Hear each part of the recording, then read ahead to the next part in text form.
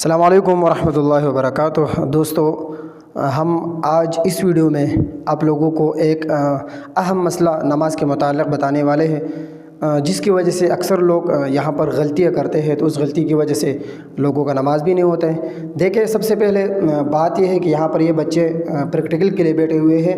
یہاں پر یہ بچے جس طرح انشاءاللہ وہ تمہیں پریکٹیکل بتائے گا وہ بہت ہی زبردست ہوگا، ویڈیو آخر تک دیکھیں۔ یہاں پر مسئلہ یہ ہے نا کہ جس طرح اکثر طور پر لوگ آ جاتے ہیں نا، یہاں پر امام قاعدے کی شکل میں ہوتا ہے، تو وہ کیا کرتے ہیں، یہاں پر تشہد پڑھنا واجب ہے، لازمی ہے۔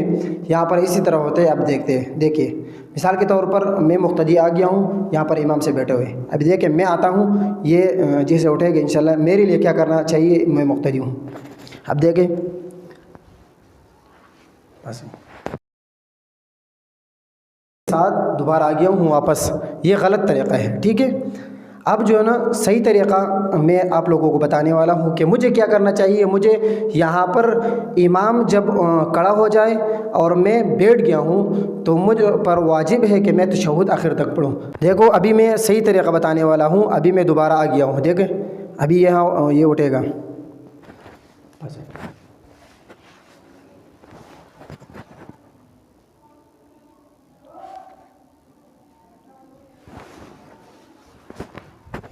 دیکھو دوستو، یہ سب سے صحیح طریقہ ہے کہ جیسے مقتدی آ جائے اور امام تشہد کے حالت میں بیٹھا ہوں، تو یہاں پر جیسے میں آیا ہوں اور میں بھی اس کے ساتھ بیٹھ گیا ہوں، فوراً امام اٹھ جائے، میرے اوپر لازمی ہے، ضروری ہے کہ میں کیا کروں، میں اس کے ساتھ تشہد پڑھوں، اپنا تشہد مکمل کروں، کیونکہ تشہد پڑھنا وہ واجب ہے مجھ پر کہ میں اس کو مکمل کر لوں، ٹھیک ہے۔ اور امام کے اقتداء وہ بعد میں ہے، ٹھیک ہے، وہ بعد میں ضروری ہے۔